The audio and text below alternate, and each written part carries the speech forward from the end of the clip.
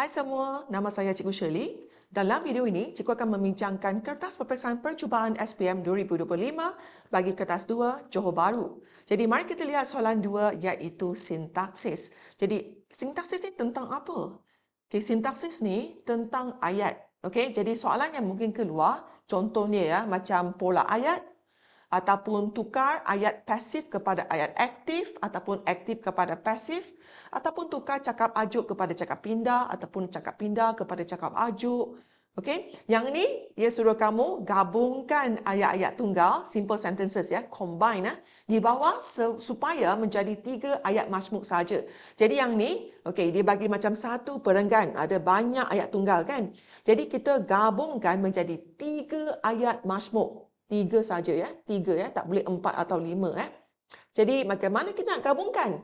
Biasanya kita guna apa? Kata hubung, betul tak? Kata hubung seperti apa? Dan, atau, serta, lalu ya.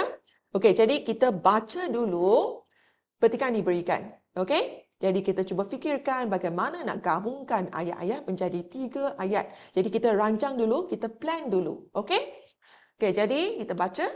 Perdana Menteri Datuk Seri Anwar Ibrahim mengucapkan tahniah kepada Zijia. Dia membuktikan bahawa kekalahan untuk mara ke peringkat akhir tidak pernah mematahkan semangat juangnya. Dia meraih pingat gangsa. Timbalan Perdana Menteri Datuk Seri Dr. Zahid Hamidi mengucapkan tahniah atas kejayaan atlet itu di Paris. Timbalan Perdana Menteri Datuk Seri Fadila Yusof turut mengucapkan tahniah atas kejayaan atlet itu di Paris. Pemain di kedudukan ke-7 dunia itu meraih pingat gangsa menerusi aksi cemerlang menentang Lakshya Sen dari India. Dia bangkit daripada ketinggalan satu set dengan kemenangan pada aksi penentuan pingat gangsa. Aksi penentuan pingat gangsa sungguh mendebarkan. Okey, jadi di sini bagaimana kita nak gabungkan ya? Di mana ya? Kita baca lagi sekali. Perdana Menteri Datuk Seri Anwar Ibrahim mengucapkan tahniah kepada Zijia. Okey. Jadi yang ini kita boleh potong, kita boleh ganti dengan kerana. Okey, kerana. Kerana membuktikan bahawa kekalahan untuk mara ke peringkat akhir tidak pernah mematahkan semangat juangnya untuk meraih pingat gangsa. Okey, untuk. Okey, jadi di sini kita sudah dapat ayat yang pertama. Okey, lepas tu ayat kedua kita mula dari sini.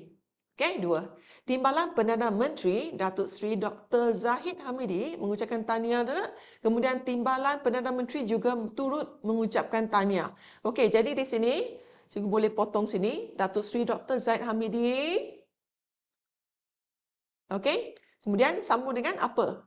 Dan. Kan? Dan. Jadi kita tulis dan di sini.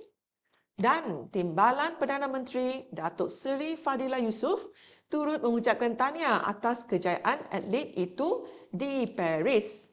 Okay, jadi kita sudah dapat ayat kedua. Okay, untuk ayat ketiga, kita mula dari sini.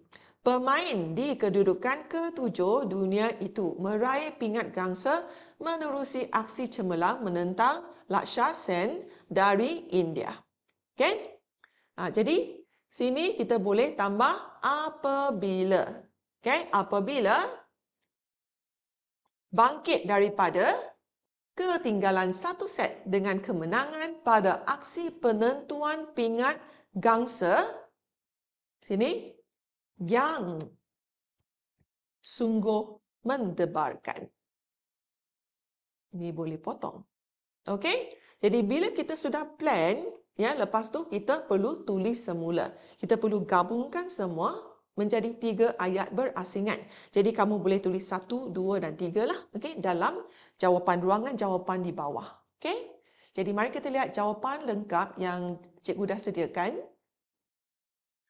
Okey, untuk ayat nombor 1, Perdana Menteri Datuk Seri Anwar Ibrahim mengucapkan tahniah kepada Zijia kerana membuktikan bahawa kekalahan untuk mara ke peringkat akhir tidak pernah mematahkan semangat juangnya untuk meraih pingat gangsa. Jadi di sini 2 markah. Okey? Okay, yang kedua, Timbalan Perdana Menteri Datuk Seri Dr. Zahid Hamidi dan Datuk Seri Fadila Yusof turut mengucapkan tahniah atas kejayaan atlet itu di Paris. Jadi ini 2 markah. Okay, kemudian yang ketiga, pemain di kedudukan ke-7 dunia itu meraih pingat gangsa menerusi aksi cemerlang menentang Lakshya Sen dari India apabila bangkit daripada ketinggalan 1 set dengan kemenangan pada aksi penentuan pingat gangsa yang sungguh mendebarkan. Ini ayat ketiga, 2 markah.